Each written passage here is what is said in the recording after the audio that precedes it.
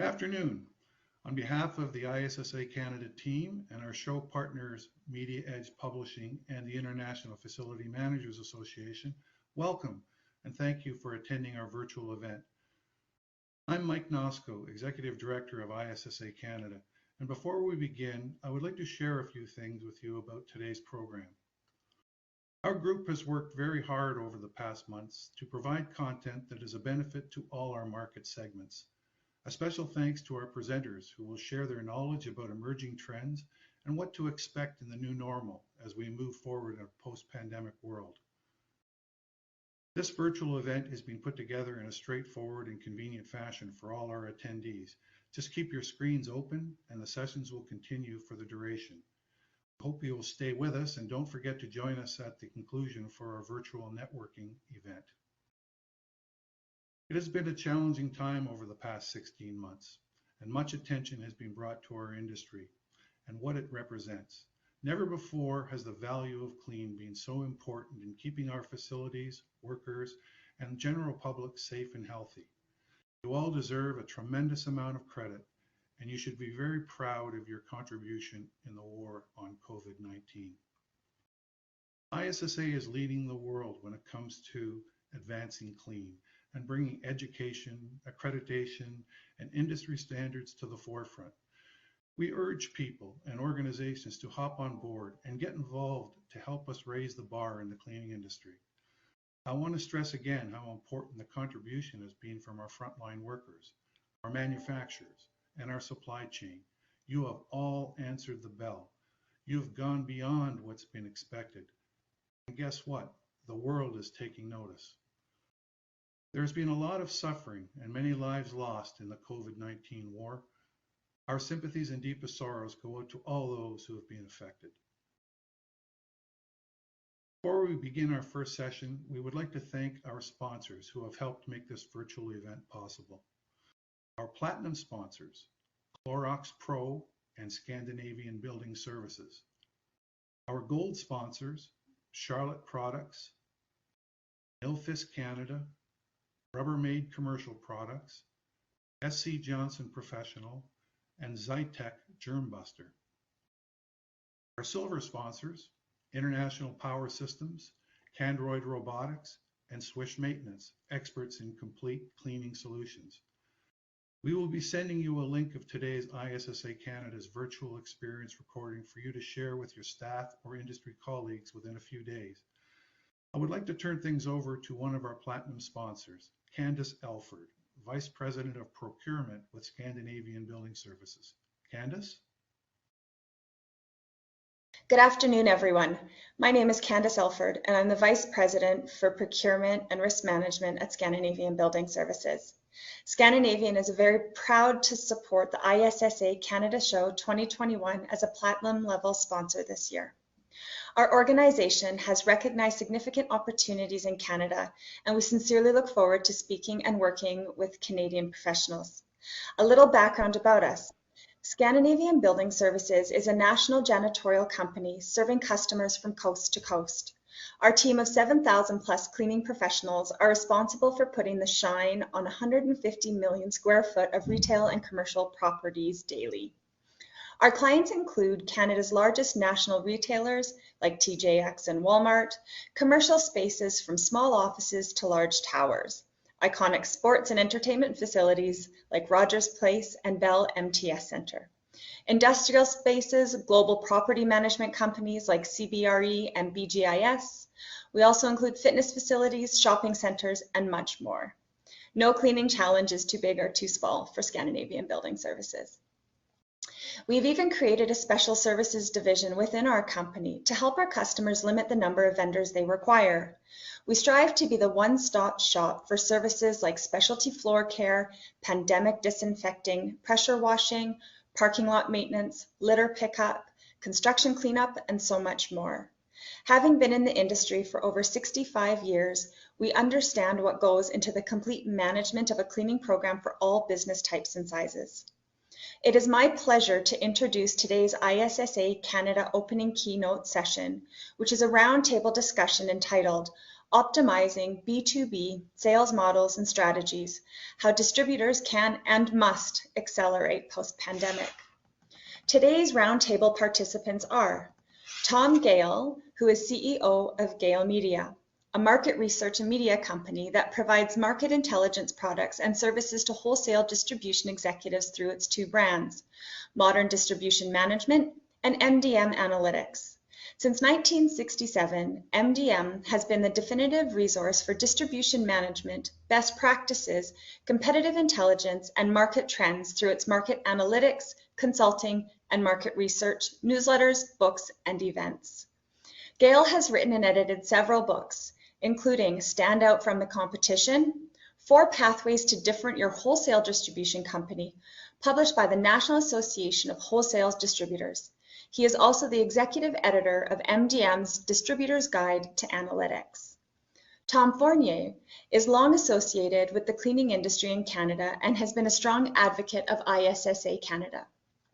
For the past 3 years, he has been working with B2B clients on sales strategies and sales models through his company, the Shades Mills Group. Prior to that, he worked 30+ years for one of Canada's foremost suppliers of washroom tissue, towel, and skincare products, with many of those years in the role of National Sales Manager. On behalf of today's panel and the entire team at Scandinavian, we hope you enjoy today's keynote session. We also hope you enjoy all of the great session content that the ISSA Canada show delivered today. After the closing keynote has concluded, please join us for the ISSA Canada show virtual networking reception and make sure to visit us at our table to say hello. After the opening keynote has concluded, please join us for the next session, Electrostatic Technology, a New Method of Surface. Thank you again for being with us, and please enjoy today's keynote session. Over to you, Tom and Tom. Well, it's a real pleasure for me to be sitting here with Tom Gale and sharing this forum. I've watched so much of his online content and really enjoy it, and I'm really pleased to bring Tom here and share him with this Canadian audience. So time's brief, we're going to dive right in. If you have questions, please enter them into the Q&A as you think of them, and then we'll have a little bit of time after the presentation to address those.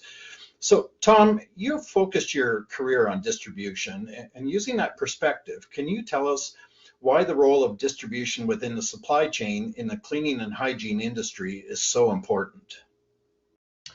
Well, Tom, it's a pleasure to be here. Thank you very much. And we have many ISSA members, both in the US and Canada, who are our customers, and some very good friends as well. So it's really a pleasure to be spending some time with you today. The key piece here, I think, is that this has been what I've learned over the last 30 years is the North American distribution ecosystem, if you will, is the most flexible and fluid in the world, and it's the most adaptable. And going back to the 2008-2009 Great Recession, but even more in the past 18 months, the testing of the resiliency of supply chain has never been greater. And I think what we've seen, and I know we'll be talking a little bit today, is just how resilient and how powerful it has been. Excellent. Well, what impact has the pandemic had on the overall business health of distribution? That is a hugely faceted question, really, when you take a look at it. There's so many angles to that. Bottom line, I think what it's really done is to cause all of us personally to really look hard at what's important to us. And I would say, in the same sense, for business leaders, it's done the same thing. So I know in my conversations over the last year, and a lot of the research that we've been focused on has been really around how have companies made that pivot as quickly as possible from survival mode to much more of a future focused.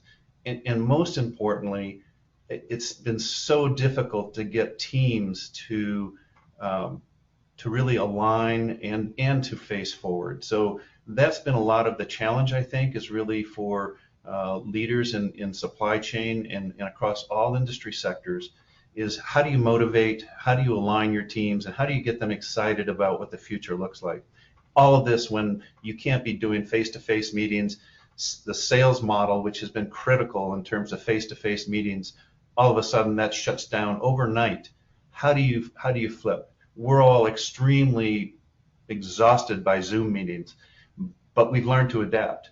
And I know we're going to talk a little bit more. We've done some research most recently I'm excited to share in terms of how customers have shifted and what they're looking for. Well, let's talk first about distribution. What changes have they faced, or what adaptations have they had to implement? The biggest thing I think really is how to connect and engage customers. This isn't something that's new. If you take a look at the arc of how the industry's evolved here, particularly over the last 10 years, certainly digital has had a huge impact and immediately impacted. But take a look at Amazon Business, and what that's developed over the last 10 years and the impacts that has had across all industry sectors. And I think what we've seen, particularly in the last 18 months, 15 months, it's just accelerated. I read one place, it's accelerated by 3 to 5 years, a lot of the industry trends that were going on. So I think first and foremost was the core sales model in terms of how distributors engage their customers and how customers wanted to be served by their distributors as well. And I think what you've really seen is that distributors have really started to look at how can we use some of the technology things that can make us easier to do business with. We're not going to compete with Amazon Business. You can't outcompete them on what they market and sort of that digital self-service, but you can get close enough where you can create a great experience for your customers who value those other types of services and product portfolio, that they're not going to get that kind of consultative, they're not going to get that online. It's that personal knowledge, the knowledge of the challenges, it's the workflow. There's so many other qualities outside of the pure product that distributors can differentiate on. I think what's really happened in the last year it's really forced distributors to take a hard look at that and really start to build out some strategies over what the future success for them is going to look like. So we have pandemic-inspired acceleration of trends. We have changes and adaptations. How many of those shifts are going to become the new reality for distribution going forward? This comes back to my ability to guess the future. So I've never, if I could do that better, I'd be off on an island somewhere, probably in a warm climate. I really believe that it's going to be a mix, and it goes to what I said before. I think this is a great opportunity for distributors to identify what they're best at in terms of the customers that they serve, the segments that they serve best, and their real expertise in terms of those personal relationships. A lot of people have said, we're going to be just Zooming the rest of our lives, and customers don't want to see a salesperson. We've just completed research of more than 1,500 customers, and it's across all segments, and it includes some, actually one of the distributor participants was a U.S. Member of ISSA. And what we've discovered is that there are certain things that customers want to do online and digitally, and that is checking inventory, having some better visibility in terms of what product availability looks like, but even things like paying invoices and automating some of those things. But very much we got an overwhelming response about the importance of the personal relationships and the visits. And it's not around the donuts that you hear everybody talking about delivering. That's long gone. It's all about the knowledge of the customer's business, the challenges that they face, and the unique ways that the distributor can serve those needs of the customer. everybody's been shocked. Every business has been shocked. The distributors that we've seen that are most successful, they have really figured out how to get closer to their customers and really come in at a time of crisis and need and fill some big gaps in terms of when people, some companies had to let people and staff go. They lost a certain amount of talent, and certainly all of their workflows just kind of went out the window in terms of what normal operating procedure was. A lot of distributors were able to come in and give a lot of stability and support right away. And what's been interesting that we found in terms of specifically for the cleaning and hygiene industry is that there was absolutely shortages immediately, across the different sectors and PPE and different product categories. What we found was that immediately the really kind distributors started to triage their customer segments, and they identified, and of course, the health, and kind of human services customers absolutely were at the top of the list for their needs in terms of serving all the fallout and all the critical needs that the pandemic created.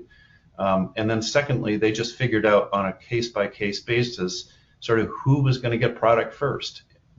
But the key piece of this is that they immediately communicated and were very clear in their communication across all those segments of their customers. So, and that brings us to, again, taking a look at the future.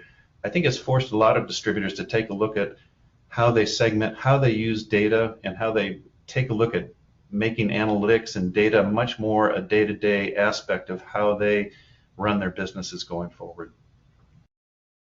All right. When I look at future forecasting, I've been known to have a magic 8-ball in meetings, and I find that's as good a tool as anything. So, the next couple of questions, I'm going to kind of blend. So the U.S. is a little bit ahead of us, but we can start to see the light at the end of the tunnel. We're coming out of the pandemic. What should distributors be preparing for near future, and then what does the next 3 to 5 years hold for them? Yeah.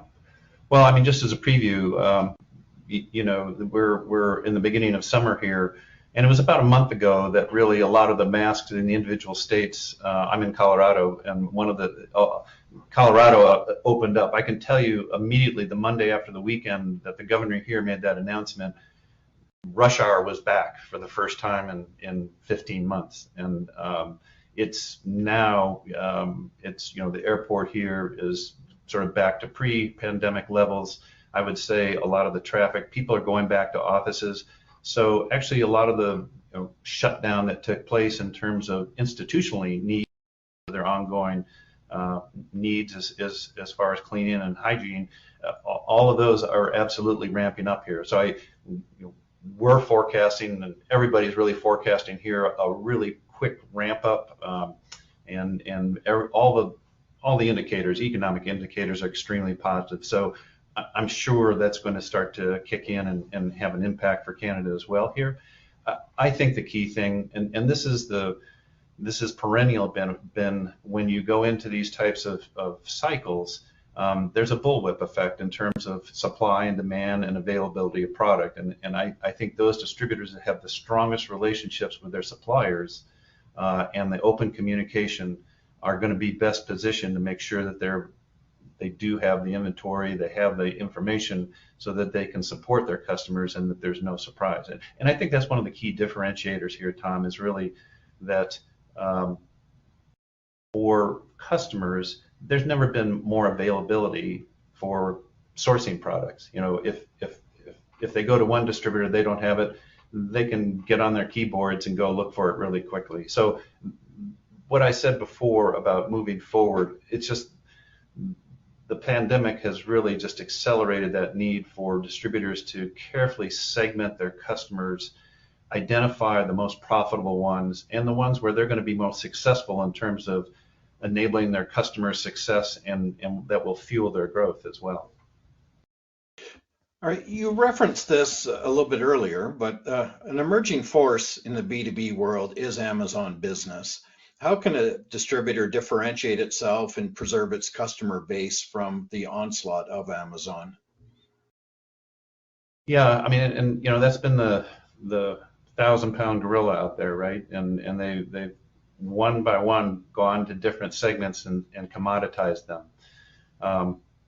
But obviously they've gone from just a few years ago, they announced their revenues at $10 billion to most recently that they finished up 2020 at $25 billion run rate. Now, that I like to put that in context, and I would like to tame the beast, because I think we've given them more power than they really deserve, because they offer a relatively limited set of services, and absolutely, in terms of price, availability, logistics, they're unbeatable often. But I think there's strategies that every company can take to compete against their value proposition.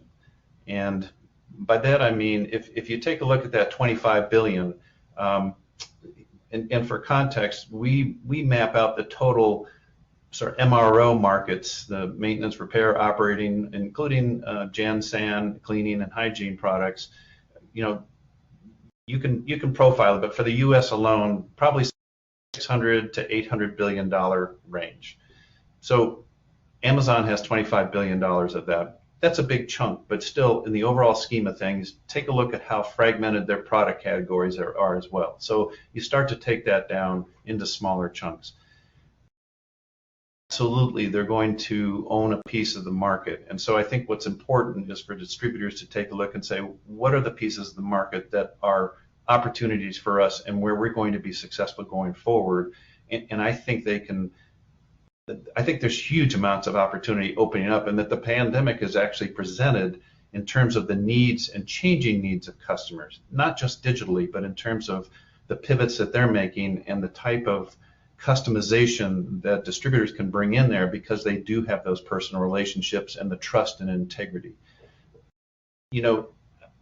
Amazon has the integrity factor that they have has been around reliability for logistics and that. But if you take a look at the rest of it, there's not a lot of feel good at any level. Whether you take a look at all the government actions that are going on, there's a lot of labor issues with Amazon now. They've got a lot of threats and risk there as well. So I'm not discounting the impact and the negative impacts that it's had on traditional models of distribution. I think what it's done is forced a lot of people to really take a hard look at what's made them successful to this point, and then really take a harder look at what are the things we need to change and what can we do to fight that, but really proactively build a much stronger company out of it. Excellent. When I look at trends in the U.S., I see companies like Imperial Dade, Brady Industries, with the backing of equity companies, seemingly buying up all of the independent distributors. I've just seen a notice recently for yet another Imperial Dade acquisition. Can we expect to see similar in Canada? I would believe so. I mean, to me, it's in the 30 years I've been studying wholesale distribution channels across North America, it's an incredibly fragmented industry, and across product sectors, started to join together some, but also in terms of customer segments and served. In this arena, you look at the industrial part of the market, you look at particular companies that have focused on food service, disposables, bags, things like that. And then, look at the paper and the industrial side as well as the other sides, and all of this is coming together, and you're seeing a lot of this merging together. NW Synergy and what's taken place with that in terms of bringing a lot of this together. I absolutely believe that it's going to be crossing borders. There's so much money out there in terms of private equity money, but also just from a strategic standpoint, I believe there's a lot of opportunities to gain some of those synergies and strengthen. The most successful models that I've seen have been those acquirers and consolidators that have essentially left the frontline companies operate and maintain the relationships that got them to where they were and successful, because I've seen instances in other industries where consolidators have come in and basically kind of stripped out all of the kind of overhead or expense, and at some point, and that takes a look at some of some of the salespeople with the most experience and knowledge, and also some of the management talent that has the most knowledge about the nuances around specific markets.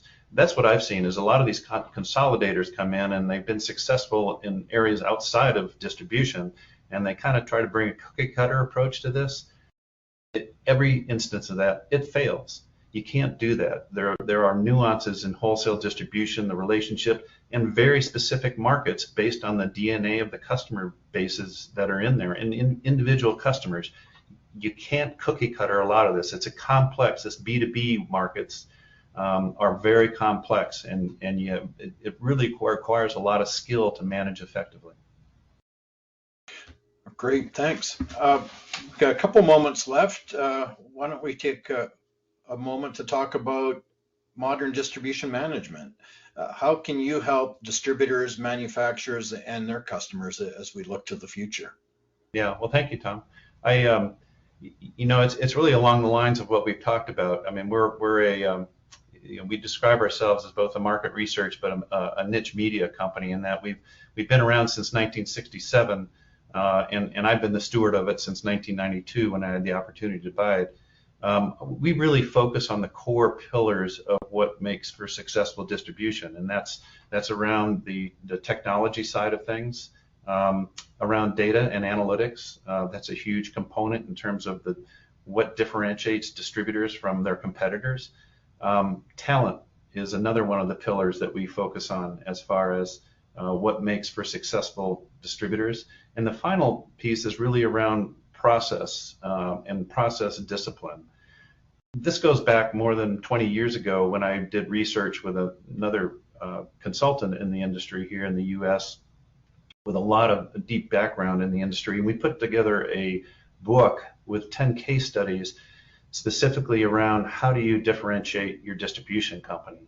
And we identified those pillars as well as a number of other attributes that really make for successful distribution company. So our research is really focused around all of that. So that's why when I talk about what's going to be successful going forward, some things don't change. There's the whole, obviously the world has gone upside down for many people, but those core areas and the way that distributor leaders can leverage those pillars of the talent that they have, and in many cases today going forward, you need new type of talent on board, those who are more digital savvy, more analytic and data driven. That's the next generation, coming in. So that's a huge component.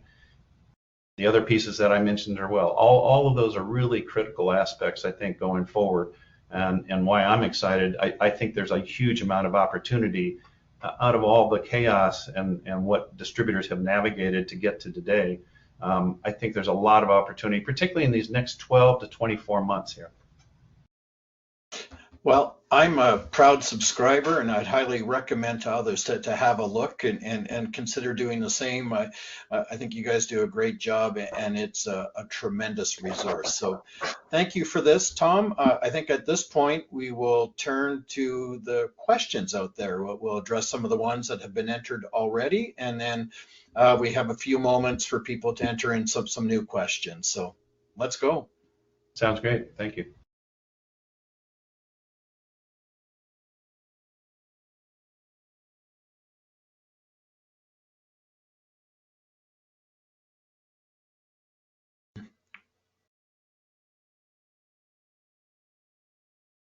All right, I was waiting for my co-pilot to show up there.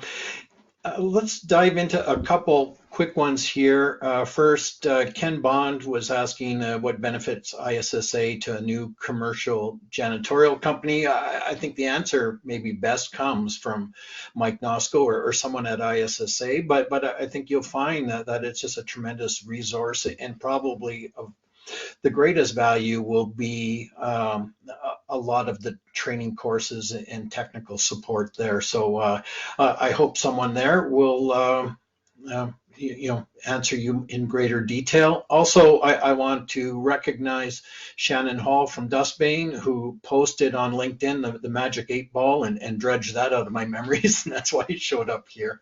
And then Tom, we have a question from Colin Halligan from Carshire Canada, and he talks about wondering if distributors are going to get more focused on what they're good at, and then maybe moving to more of a singular or dual product offering. So get more focused on what they're selling and representing in the marketplace.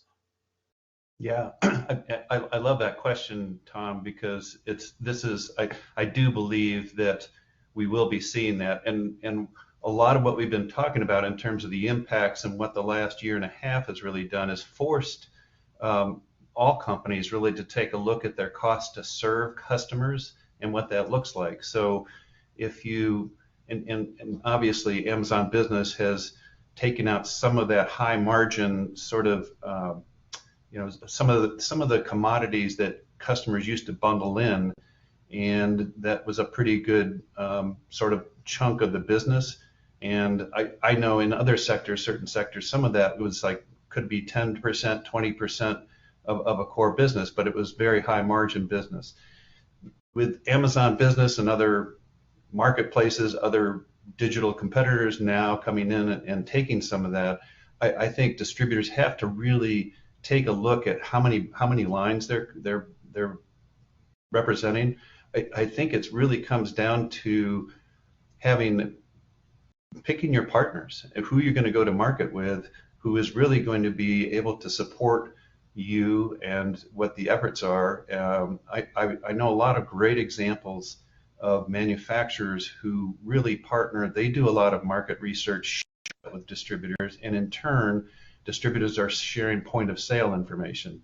This has always been a very sticky area in terms of trust, but those partners that figure out those kinds of relationships, they can focus on fewer brands. They can do less of trying to be all things to all customers and really focus on those high profitability, high return relationships that can just keep making the company more successful. So you're spinning your wheels less, focusing more on those customers that are really going to get you to a successful point without exhausting your team. And that, to me, that's one of the big shifts over the last year, has been those companies that have been able to quickly shift their teams to very specific campaigns and programs around their sales, marketing on that side, on the service side, really identifying the metrics.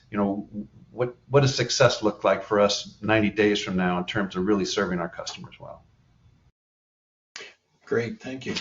The pandemic has forced a lot of selling efforts to go online or in a virtual fashion, and there's some talk in the marketplace about maybe this being a permanent reality. Some companies are looking at this is the new way they'll deploy their sales organizations. Is this the end of face-to-face selling? Absolutely not. But I think what has happened here over the last year and a half has just exposed the traditionally dysfunctional nature of what outside the sales model for a lot of distribution companies have become. I need to qualify that because it steps on a lot of sacred cows out there.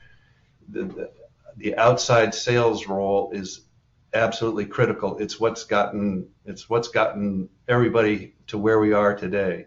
At the same time, over the last several years, with digital, Amazon Business being a lot of the key reasons, it's really impacted the efficiency and cost structure of being able to use a generalist type of sales model to go out and try to serve customers in the same way. The research I talked about that we've just completed, what it really defined, the key takeaways was around, absolutely, we want face-to-face salespeople, but we want them to be talking with us about solutions, about new products, the qualitative things that you can't go and find online. Yeah, you can go on and go to a new video if you need to figure out how to repair stuff. And that's absolutely a chunk of information that customers can self-serve. What they want, though, and what our research indicated, is they don't want their salespeople to be dealing with the transactional pieces. They want to use emails to either do reorders. They want to be able to go on your website and find out what their status of their orders are, be able to really get information that's around their relationship with you and what that looks like. So I think where this is going is, I think every distributor really has to look at their sales model and figure out carefully, how can we automate some things that are really slowing down our salespeople from concentrating and their high-paid employees. How can we make sure that we're using their talents and they're not going back into the warehouse to go pick up orders? That whole cost to serve piece this is a multi-year process, but it's important, I think, for every distributor to start taking a look at that. Yeah, and it's funny, the shift is somewhat pandemic inspired, but not new, right? Like I think 2018, Forrester revisited their research paper, the death of a B2B salesperson, and they were talking about a lot of those same trends. So maybe the pandemic has accelerated that, like many things, but they are trends that had been existing for some time now. So. All right, another question here. Amazon seems to be coming up a lot, and I think about the long tail. So for a distributor, small customers, or maybe their add-on sales, smaller, high margin, purchases. Are those at risk to Amazon? From a kind of a convenience buy, ease to order, variety, pricing. Yeah, and again, I'm probably going to ruffle a few feathers here, but I think distributors like to bash manufacturers for selling direct on Amazon, and I'm going to defend that, because I believe that manufacturers, they have to be where where end customers want to buy, and if they don't go there, I think they're not serving the entire customer base. To me, this comes down to channel management, and it always has, in terms of how manufacturers develop their relationships about how they go to market and are clearly communicate what those partnerships look like.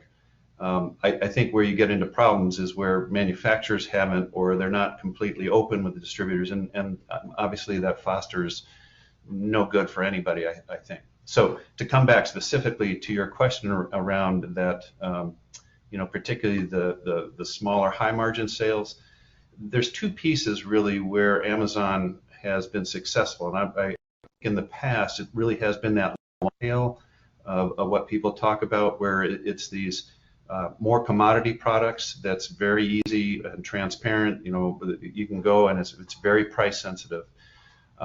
There's another aspect out there, though, in terms of what Amazon has been developing, in terms of much more going after large national accounts, institutional accounts like universities.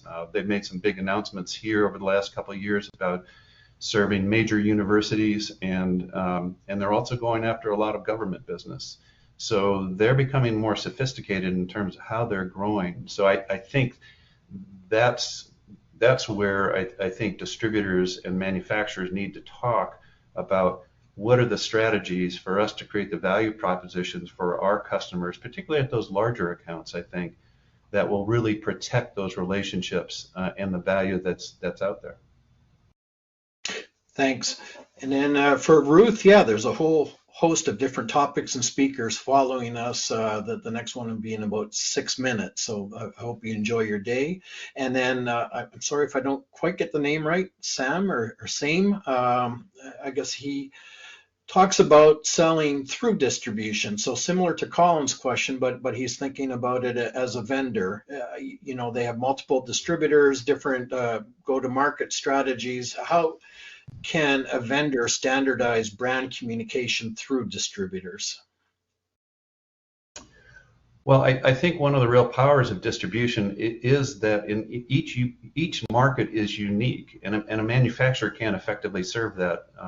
That's the real power of distribution is those frontline relationships that distributors have always built, and you can't put that online. You can't cookie cutter it, as I was talking about before.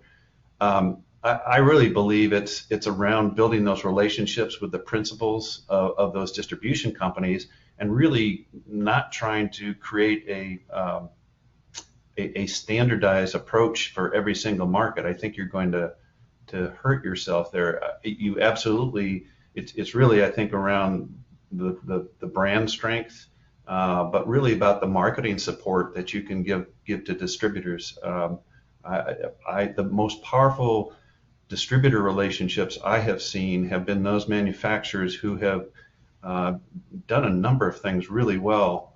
Often they have created very effective distributor advisory councils and invited in a lot of a powerful cross-section of their distributor partners into that. And so they have this constant feedback loop in terms of what's happening in the market. And I mean, it's just a two-way communication. So I don't think there's a magic bullet there, but I think in terms of standardizing the brand communication, I think it's just about having clear ground rules. If anything has shifted over the last year and a half, it's about the need for clear communication to cut through all the noise out there that we all are dealing with, and just be very clear around what your strategy is and why the partnership is going to be 1 + 1 = 5, because that's honestly now I think both distributors and manufacturers who are very strategic right now, they are starting to pick their partners and treating those partners as platinum partners, however you want to define that. And I think that's what we're coming through here, that's really forcing everybody to think about, honestly, on a personal side as well. I mean, I think everybody's sort of reevaluating what they want to be doing and spending after we've been sort of isolated for a year plus. I think on the business side as well, I think it's forcing a lot of business leaders to say, where are we going to be able to focus our limited resources and relationships to make us the most successful we can be? I think that has to be, everybody has to start getting a little bit more defining around what that looks like. Great, thanks. We have Colin again, and this is probably going to represent our last question. He's talking about supply issues in the marketplace, and he's wondering specifically about the impact of container shortages for overseas product, and how will that affect distributor inventory levels and possibly product costs. Yeah, so that just went way beyond my pay grade, because when you start getting into, I mean, we talk, our analysts talk a lot with distributors across a lot of sectors, and some of them, like fasteners, obviously there's a ton of import, and that whole supply channel, and we actually have done a few reports recently around that. The bottom line impact is it's really around the communication and the resources. I've seen a lot of and this happened at the beginning of the pandemic as well, when you had just this whole just a huge surge in demand and the shortages of PPE products, and people were sourcing all over the place, and it was a crazy Wild West in terms of what was out there and the ability to really track and source effectively. It comes back to the communication aspects, I think, because it's really the distributors that are successful are the ones that are really upfront with their customers about potential problems and not coming in with any surprises. I don't have anything other than that. There's no magic bullet that I can see. Great, thanks, Tom. And that concludes our time. So, Tom, thanks so much. It was a real pleasure sharing this forum with you and having this time. So at this point, we will turn it over to the host.